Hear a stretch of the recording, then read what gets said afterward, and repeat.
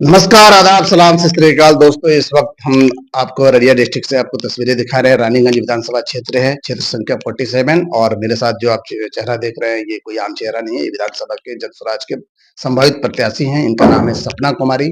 ये अभी वर्तमान में वार्ड सदस्य हैं अपने यहाँ के, और वार्ड सदस्य से और सीधा विधानसभा की जो सफर है, क्या सोच कर आई राजनीति में, तमाम बातें करेंगे हम इनसे, सपना कुमारी जी से।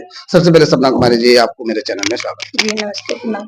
सपना कुमारी जी, आप राजनीति में आने की प्रेरणा आपको कहाँ से मिली? आपकी शिक्षा कैसे हुई? थोड़ा इसके बारे में। जी, मैं ग्रेजुएशन की हुई हरियाणा म्यूजिक विश्वविद्यालय से और अभी वर्तमान में मैं वार्ड सदस्य भी हूँ। और राजनीतिक में आने का मेरा मेन उद्देश्य यही है कि कहीं न कहीं हम सब चीज़ को देखे हुए आ रहे हैं, गरीबी को मतलब झेले हुए आ रहे हैं, तो इनको कैसे मतलब ये भ्रष्टाचार जो फैला हुआ है, तो मैं इनको दूर करना चाहती हूँ। यही मेरा सोच है, यही मेरा आप एक बहुत ही दलित समाज से आती हैं, और जो आपकी बैकग्राउंड है काफ़ी ये है, लेकिन फिर भी आपने माने महिला होने के नाते भी, आप एक महिला भी हैं, फिर भी आपने राजनीति में आने का फैसला किया। ये क्या है? जी, कहाँ मैं से एनर्जी लाती है? एनर्जी हमने इससे पहले भी बहुत सारे ऑर्गेनाइजेशन में मैं काम कर चुकी हूँ। तो कहीं न कहीं मैं अदर-अदर राज्य में जब गई हूँ, वहाँ पे देखी हूँ, हर एक चीज़ को समझी हूँ और जो शिक्षा है, स्वास्थ्य है, विकास है, हर एक चीज़ को देखने के बाद मुझे ऐसा लगा कि नहीं, हमें भी राजनीतिक में आना चाहिए और जो हमारे बिहार में मतलब इस तरह का बदहाली छाए हुए हैं और भ्रष्टाचार फैले हुए हैं, हमारे तो शायद रानीगंज राजनीति में ही आने से ये सारी तमाम व्यवस्थाएं को हम ठीक कर सकते हैं, ये सोचा बिल्कुल, आपने? बिल्कुल, राजनीति में क्योंकि यहाँ पे जो जो मान लीजिए अगर सरकारी जॉब में कोई है और लेकिन जो नेता है, कहीं न कहीं वो अगर वो उनको भी दबा देते हैं। उनके पास बहुत सारे मतलब होते हैं कि योजनाएँ होते हैं, वो हर एक गाँव में हर एक गरीब से जो जुड़े हुए लोग को मदद कर सकते हैं। तो मेरे मन में यही लालसा है कि मैं ऐसा नेता बनूँ, ऐसा कार्यकर्ता बनूँ ताकि ज़मीन से जुड़कर काम करें। लोगों की मदद कर सकें, लोगों है का ना? मदद जनसुराज पार्टी से जुड़ने का फैसला आपने क्यों किया? आपको यही पार्टी क्यों? जी, हमको हमने कहीं न कहीं बहुत सारी पार्टी को देखे भी है और अभी तक वोट भी किए हैं। बट मुझे ऐसा लगा कि जो चाहिए लोगों को, उसपे कोई ऐसा पार्टी बात नहीं किया है। लेकिन जन स्वराज पार्टी एक नई पार्टी है और इनकी विचारधारा जो है, लोगों को जो चाहिए जैसे कि पलायन हो गया, तो लोग यहाँ से पलायन करते हैं अपने बुजुर्ग माँ-बाप को छोड़कर, छोटे-छोटे बाल-बच्चे को छोड़कर, अपने परिवार को छोड़कर। कहीं न कहीं बहुत ज़्यादा मतलब समस्या होती है, दिक्कतें तो होती क्या है। लग रहा है, मतलब ये जो प्रशांत किशोर, जनसुराज के सूत्रधार प्रशांत किशोर जी हमेशा पलायन का मुद्दा उठाते हैं कि अब बिहार का बेटा पंजाब नहीं जाएगा, गुजरात जी। नहीं जाएगा कमाने के लिए, और ये जो शिक्षा की बात करते हैं, कहीं न कहीं वो आपको टच किया?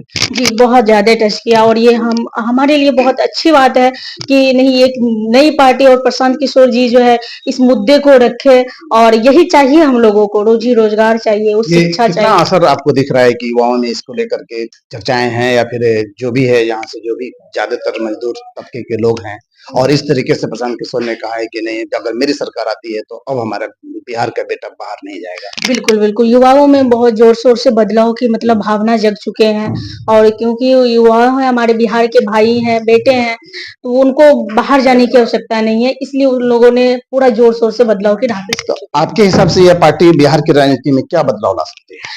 जी, बिहार की राजनीति में यही बदलाव ला सकते हैं कि जो हमारे मेन समस्याएँ हैं, उनको दूर कर सकते हैं। जैसे स्वास्थ्य हो गया, शिक्षा हो गया, ये पलायन का मुद्दा हो गया, बेरोज़गारी, महँगाई, इन सभी को दूर अन्य दलों की तुलना में जनसुराज पार्टी को आप कैसे देख रही हैं? अन्य दलों की तुलना में हम यही देखना चाहते हैं, कहीं न कहीं अभी तक जब से मैं देख रही हूँ कि जो चाहिए ज़मीन लोगों को मतलब हमारी गरीबी को दूर करने, उसमें अभी तक कोई पार्टी बात की ही नहीं। लेकिन एक जनस्वराज पार्टी है जो कि इस मुद्दे को रखा है। जनता के अगर जो बेसिक जो मुद्दे जी। होते हैं, जो उनकी ज़रूरतें होती हैं, उसको लेकर के पार्टियाँ बात नहीं करती हैं। बिल्कुल, बिल्कुल, नहीं किए हैं अभी तक हमने रानीगंज क्षेत्र की जनता आज सबसे बड़ी कौन-सी चुनौतियों से जूझ रहा है? आपको लग रहा है कि अभी भी, या फिर यहाँ विकास हुआ है? विकास को आप कैसे देख रहे हैं? देखिए, विकास इस तरह का कुछ नहीं हुआ है, देखा जाए तो रोड हमारा विकास नहीं है, बिजली हमारी विकास हमारी है, शिक्षा है, स्वास्थ्य है और ये रोज़ी-रोज़गार है। भ्रष्टाचार जो फैला हुआ है, इन पे कोई आवाज़ उठाए।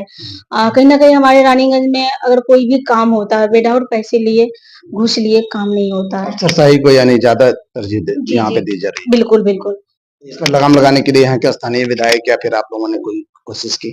जी, हम वार्ड सदस्या हैं, तो कहीं न कहीं हमने भी प्रयास किया है कि जाएँ उनको मतलब कोई भी काम कराएँ, तो विदाउट पैसे का काम होता नहीं है। तो हम चाहते हैं कि ऐसा कार्यकर्ता बने, ताकि इन भ्रष्टाचार को दूर कर सकें। चलिए, महिला सुरक्षा और सशक्तिकरण के लिए आपकी क्या योजनाएँ हैं? आप खुद एक महिला हैं, उसको कैसे देखते हैं? जी, मैं एक महिला हूँ, तो महिला के नाते मैं जैसे कि मेरी एक सोच है कि मैं हर एक महिला को जागरूक करूँगी और उनको स्वावलंबी बनाने की मतलब मैं खुद एक आवाज़ बनूँगी और मैं महिला के लिए हमेशा आगे रहूँगी।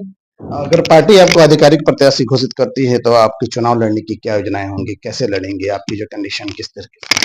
जी, जैसे कि मैं एक बहुत ही पुअर फैमिली से बिलॉन्ग करती हूँ, तो मैं अपनी मेहनत से और लोगों के प्यार से और आशीर्वाद से मैं पूरी पार्टी मतलब प्रचार-प्रसार करने की प्रयास करूँगी और अपने मतलब विधानसभा में आगे बढ़ूँगी। जनता को अपने पक्ष में करने के लिए आपके पास क्या योजनाएँ हैं?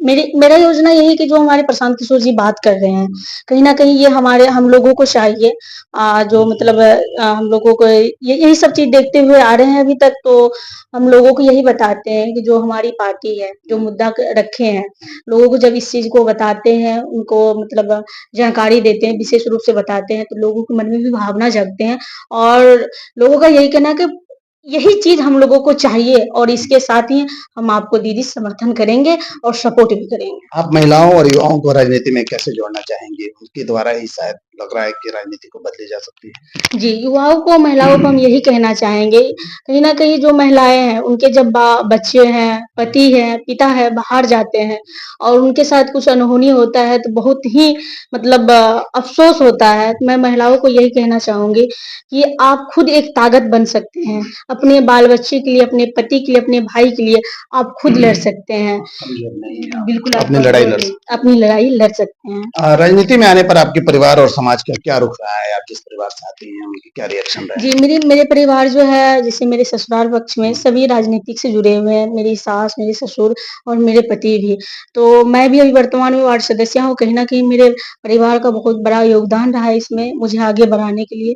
मेरे पति का, मेरे सास-ससुर का बहुत ज़्यादा पूरी योगदान फैमिली है। सपोर्ट जी, करती है आपको? पूरी फैमिली बिल्कुल सपोर्ट करती है। मैं अपने ससुराल में एक बहू की तरह, मैं बेटी की तरह रहती हूँ। बहुत ही प्यार-दुलार मिल रहा है मुझे अपने ससुराल पक्ष से। आपको किस नेता से सबसे ज़्यादा प्रेरणा मिली है? मुझे प्रशांत किशोर जी से सबसे ज़्यादा प्रेरणा मिली है। उनके विचारधाराओं को सुन के मेरे मन में भावना मतलब जगी थी लेकिन वो बहुत ज़्यादा जग चुकी है। यानी वाक़ई विजय कहीं न कहीं प्रशांत किशोर की विचारधारा लग रहा है कि बिहार में इस बार बदलाव लाएँगे। जी, बिल्कुल, अ, बदलाव लाएँगे। चलिए आप रानीगंज की जो विधानसभा क्षेत्र 47 से हैं और आपको जनता देख रही है पूरे अररिया डिस्ट्रिक्ट के और तमाम जगहों से देख रही है। ख़ासकर आप रानीगंज के युवा और जनता को क्या मैसेज देना चाहेंगी? जो विधायक के जो कैंडिडेट होंगे, कैसे होना चाहिए? जी, मैं यही कहना चाहूँगी कि रानीगंज विधानसभा के सभी जनताओं को, युवाओं को, माता एवं बहनों को कि आपके जो बाल-बच्चे के उज्जवल भविष्य के लिए सोचें, रोज़ी-रोज़गार के लिए सोचें, उसको आप समर्थन कीजिए। क्योंकि यहाँ के कार्यकर्ता अगर मजबूत रहेंगे, तो तभी विकास हो पाएगा, तभी भ्रष्टाचार खत्म हो पाएगा, ऐसे नहीं हो पाएगा। तो आप ऐसे कार्यकर्ता, ऐसे नेता को चुनिए, जो कि हर एक समस्या को समझे। उनको मतलब समझे, उनको आगे बढ़ाने का क्षमता रखे और अपना मतलब कहीं भी, किसी भी वक़्त वो पहुँचे आपके यानी मतलब प्रशांत किशोर जी के टोटली जो बात होता है वही कहते हैं कि आपका नेता अगर अच्छा होगा तो आपके समाज का ये विकास कल्याण होगा। होगा, जी। उसके अंदर सेवा की भावना होगी तो लेकिन ज़्यादातर क्या होते हैं ना, ज़्यादातर विधानसभा हो या लोकसभा हो, पार्टियों के बेस पे टिकट मिलती है और कैंडिडेट कैसा भी हो, लोग वोट दे देते हैं, चले जाते हैं। शायद यही रीज़न है कि 2-2 साल, 3-3 साल लोगों का अपने कैंडिडेट का चेहरा तक नहीं देख पाते हैं। क्या देखते लग रहा है हैं। आपको? जी, जी। तो मैं रानीगंज विधानसभा की सभी माता-बहनों एवं भाइयों से और जनताओं से मैं यही कहना चाहूँगी, आप पार्टी और जाति पे वोट मत कीजिए। आप वोट कीजिए वैसे नेता पे, वैसे कार्यकर्ता पे जो आपकी समस्याओं को समझ सके, आपकी आवाज़ को आगे पहुँचा सके और आपकी जो मतलब बच्चे हैं, पति है, परिवार है, महिलाएँ हैं, बहन है, उनकी समस्या को समझे और उनकी समस्याओं को हल करने की क्षमता रखे। आप वैसे कार्यकर्ता को चुनिए। बिल्कुल, मेरी भी ये आप सभी से अपील है, जितने भी हमारे व्यूअर्स देख रहे हैं, वाक़ई आप अगर जब तक आप अपना नेता सही नहीं चुनिएगा, तो आपके समाज का, ना आपके परिवार का, ना आपके शहर का विकास होगा। और सबसे पहले लास्ट सवाल है आपसे, आज सीट जो आप रानीगंज विधानसभा से हैं, रानीगंज विधानसभा के जो सिटिंग विधायक हैं, उनके कार्यकाल को कैसे देखते हैं? जी, अभी तक जैसे कि मैं वहाँ बताना नहीं चाहूँगी लेकिन फिर भी मैं बता रही हूँ कि मैं एक वार्ड सदस्य होने के नाते मैं जैसे कि बहुत ही और जब ये बाढ़ क्षेत्र भी आती है ये एससी ये पर एससी क्षेत्र है, एससी मतलब क्षेत्र जी, है और आपके ही वो राज्य से भी हैं, आप जी। उनके कार्यकाल जी देखिए मैं जातिवाद पे तो मतलब बिल्कुल नहीं नहीं रहती हूँ। लेकिन मैं यही कहना चाहूँगी कि अगर आप बने हैं, तो बनने का मतलब ये नहीं कि आप कुर्सी हासिल कर ली, बिल्कुल नहीं। आप जिस पद पे हैं अभी और जो काम होना चाहिए, आप उस पे अगर काम करते तो बहुत अच्छा रहता।